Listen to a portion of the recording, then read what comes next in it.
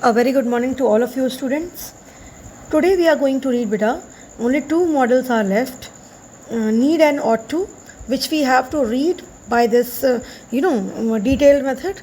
उसके बाद से और भी बहुत सारे मॉडल्स हैं. There many other modals but we will read in shortcut form because their usage are very small in class 9th. ठीक है, उनका यूसेज क्लास 9-10 में बहुत स्मॉल है, तो हम लोग उस हिसाब से पढ़ेंगे. मस्ट और नीड और टू शुड ये सब थोड़ा सा डिटेल में हम लोगों को पढ़ना था, तो आज हम लोग नीड पढ़ते हैं. नीड से फिर हम लोग थोड़ा सा ऑट टू का डिटेलेशन करेंगे. दैट मीन्स कि हम लोग उसका थोड़ा सा स्टार्टिंग पॉइंट इंट्रोडक्शन पढ़ेंगे and then we will read in the next class. तो just start by reading need. As a modal verb it is written बेटा, need is usually followed by an infinitive without to. मतलब need के आगे हमें कोई भी infinitive लगाने की ज़रूरत नहीं होती है. जैसे कि हम लोग ने देखा हैव टू, हैड टू हम लोग लगाते हैं जब भी इन्फिनेटिव लगता है. लाइक फॉर एग्जांपल हैव लगाना पड़ता है तो हैव के आगे टू लगता है, हैड के आगे टू लगता है, ऑट के आगे टू लगता है. अभी हम लोग देखेंगे और भी. तो बहुत सारे ऐसे मॉडल्स होते हैं which are followed by some infinitive, लेकिन नीड ऐसा मॉडल नहीं है. मतलब उसमें कोई इन्फिनेटिव की ज़रूरत हमें नहीं पड़ती है. अब देखिए यहाँ पे क्या लिखा हुआ है, this is the only thing you need do. Okay, मतलब एग्जाम्पल इसका दिया हुआ बेटा कि इसको ऐसे लिखाता है, this is the only thing you need do. बस इसको हम लोग इस तरह से यूज़ करेंगे without adding any infinitive like to.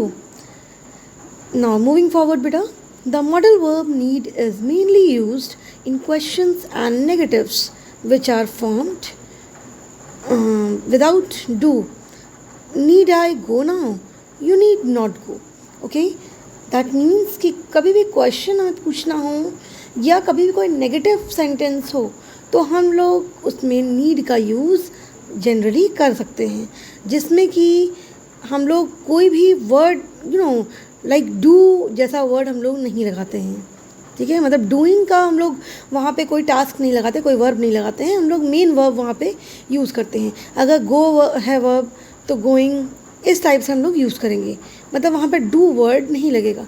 अभी ये कैसे यूज़ होगा हम लोग इसको आगे पढ़ेंगे. जैसे कि एक एग्जाम्पल आपको दिया हुआ है, नीड आई गो नाउ, मतलब क्या अब मैं जाऊँ.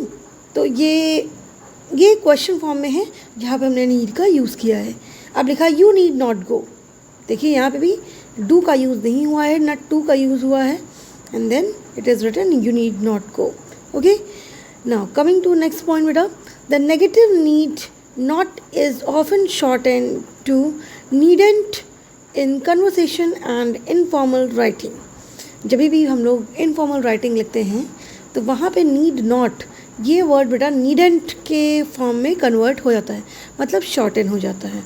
Okay, need does not change its form, so the third person singular of present tense does not end in s. he need not go there. बेटा यहाँ पे इस लाइन का मतलब है कि नीड नॉट डजंट चेंज इस फॉर्म. मतलब नीड अपना फॉर्म चेंज नहीं करता है. नीड जिस भी पर्सन के साथ लगता है, जिस भी पर्सन के साथ अटैच होता है, वो अपना फॉर्म चेंज नहीं करता है. लाइक फॉर एग्ज़ाम्पल इसमें बोला जा रहा है बेटा कि जब भी लाइक फॉर एग्ज़ाम्पल कभी वो थर्ड पर्सन के साथ अगर third person singular form present tense के साथ यूज़ होता है तो उसमें एस लगाने की ज़रूरत नहीं पड़ती है. जैसे कि जब हम लोग कहेंगे ही नीड्स दिस थिंग, ठीक है, तो नीड्स वहाँ लगाने की ज़रूरत नहीं है.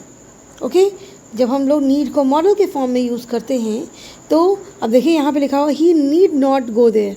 अब हम लोग he needs not go there नहीं लिखेंगे. ठीक है, इनका मतलब है कि हम लोग सिंगुलर हो या प्लूरल हम लोग कभी भी उसमें एस नहीं लगाएंगे, उसका एस में एंडिंग नहीं करेंगे. ठीक है, उसको अपना फॉर्म चेंज नहीं करता. Need remains need itself. ठीक है, the modal verb need has no past tense but it can be used in the pattern followed by a past participle. अब कहा जा रहा है कि मॉडर्न वर्ब नीड यानी कि नीड का कोई पास्ट टेंस तो नहीं होता है, लेकिन वो एक पास्ट पार्टिसिपल के साथ यूज़ किया जा सकता है, जैसा कि पैटर्न बताता है. ठीक है, पैटर्न अगर है तो हम लोग उसको पास्ट पार्टिसिपल के साथ यूज़ कर सकते हैं.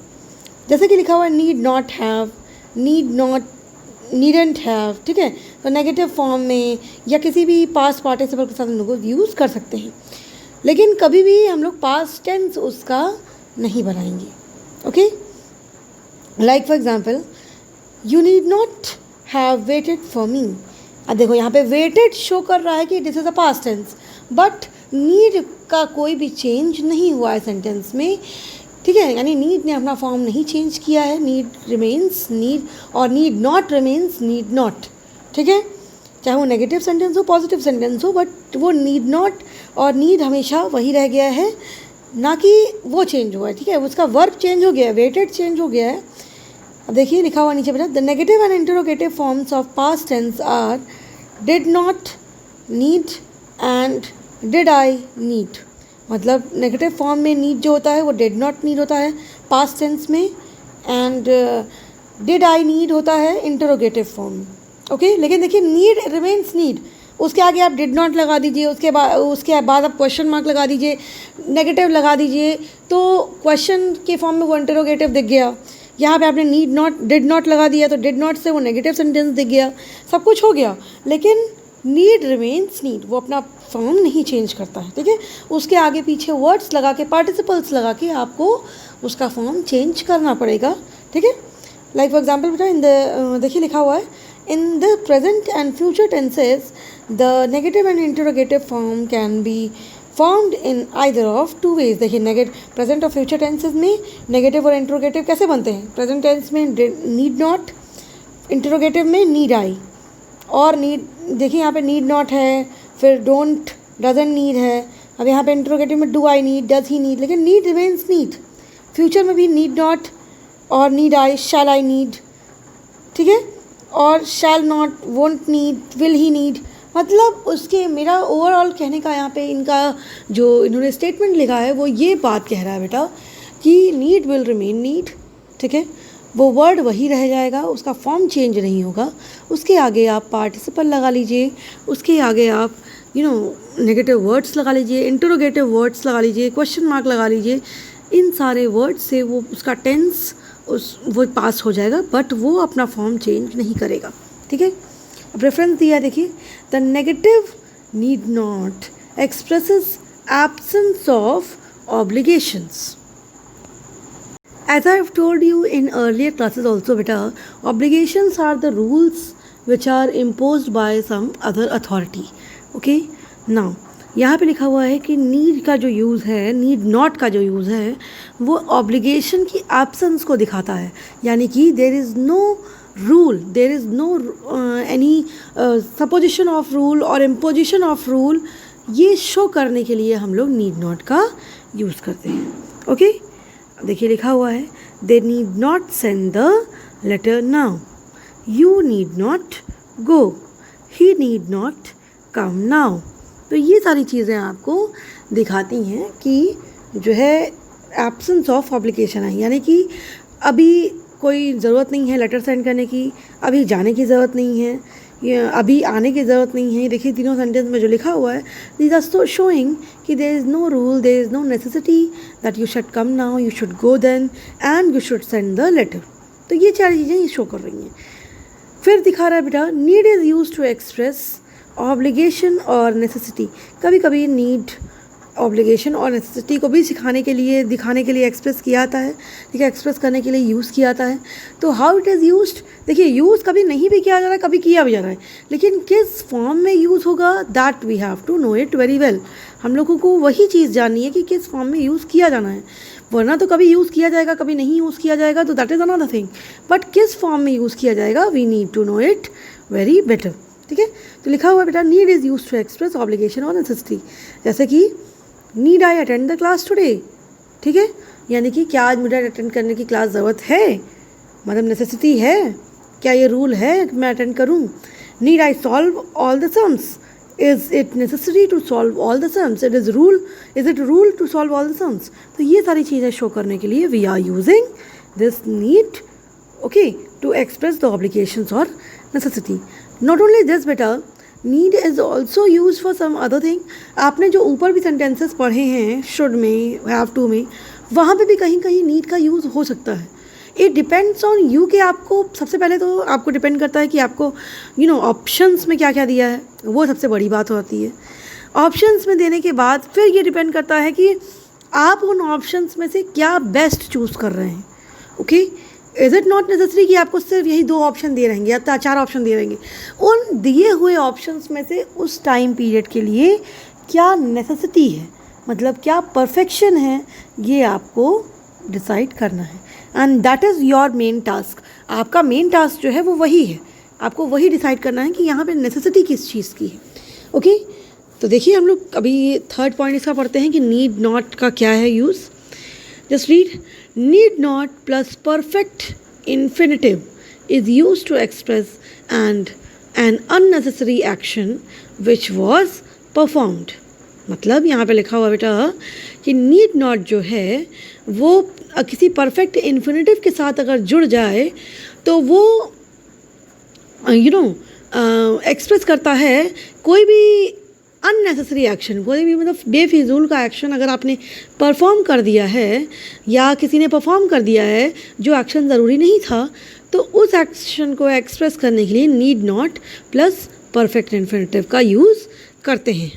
लाइक फॉर एग्जाम्पल बेटा, you need not have gone to see the doctor, he was on leave today. मतलब आपने अननेसेसरी एक्शन परफॉर्म किया, you have gone to see the doctor, he was on leave, तो you have not meant. तो किसी perfect infinitive को हम लोग ने यहाँ पे ऐड कर लिया, you need not have gone. ठीक है, तो इस तरीके से हम लोग अटैच कर सकते हैं कोई भी इन्फिनिटिव जिसकी वजह से यहाँ पे सेंटेंस वो एक्सप्रेस करेगा जो एक्शंस अननेसेसरी हैं. ठीक है, अब देखिए सेकेंड सेंटेंस में क्या लिखा हुआ है. You need not have carried an umbrella as it was not raining. ठीक है, कभी कभी ऐसा होता है कि we are carrying an umbrella just to make sure कि कहीं रेन हो ना जाए. ठीक है, तो इस केस में ये लिखा हुआ है कि आपको अम्ब्रेला नहीं ले जाना चाहिए था because it was not raining.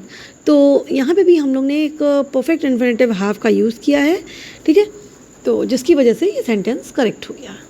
Now this was all about need बेटा. मैं इसका आपको अभी जैसे मैंने कहा अभी लास्ट क्लास में भी आपसे कि मैं आपको इसका एक शॉर्टकट एक नोट्स आपको प्रोवाइड कर दूंगी so that you can understand कि what is on behalf of कि क्वेश्चंस आपके कैसे आएंगे, आपको क्या करना है. तो मैं आपको एक नोट्स प्रोवाइड कर दूंगी, साथ में ही मैं कुछ और रूल्स भी प्रोवाइड कर दूंगी. लाइक फॉर एग्जांपल कैन के, कुड के, माइट के, मे के, तो ये सारे रूल पे मैं प्रोवाइड कर दूंगी. ठीक है, बट बिफोर दैट जब हम लोग आज just we can start a little bit of ought. हम लोग थोड़ा सा ऑट का भी स्टार्टिंग कर लेते हैं. एक लाइन सिर्फ हम लोग पढ़ेंगे आज. हम लोग ये जान लेते हैं कि ऑट क्या होता है. ठीक है, जनरली लिखा हुआ है यहाँ पे बेटा ऑट जो होता है वो फॉलो करता है टू के साथ एंड फिर इन्फिनिटिव. ठीक है, मतलब कोई भी हम लोग इन्फिनिटिव टू के साथ फॉलो करके ऑट को यूज़ कर सकते हैं. लाइक एग्जाम्पल दिया हुआ है, you ought to tell the truth. मतलब ये भी एक रूल मॉरल वैल्यूज़ की बात करता है. हम लोग और जनरली वहाँ यूज़ करते हैं जहाँ पे हम लोग मॉरल वैल्यूज़ को शो करते हैं. ओके, तो मॉरल वैल्यूज़ की ये बात करता है. And this is all about today बेटा. अब हम लोग ऑट के बारे में पूरा एक्सप्लेनेशन कल पढ़ेंगे. उसके बाद मैं आपको नोट भी प्रोवाइड कर दूँगी and I will give you some exercises to solve. Okay, so this much only for today and just keep on बेटा रीडिंग इट. इसको एक बार रीड करते रहिएगा. आपको लर्न नहीं करना है. मैं कभी इंग्लिश के ग्रामर में ये नहीं कहती कि आपको लर्न करना है, because you can never learn grammar. आपको सिर्फ प्रैक्टिस करनी है ग्रामर की. आप सिर्फ रीड करिए and then you can solve. I am really very sure कि आप सॉल्व कर सकते हैं सारे questions and specially the editing part. अगर आपके एग्ज़ाम में एडिटिंग पार्ट आता है तो आप उसको तो बेफिक्र होकर सॉल्व कर पाएंगे if you have read all these things. Okay, so till now only this much. Thank you class.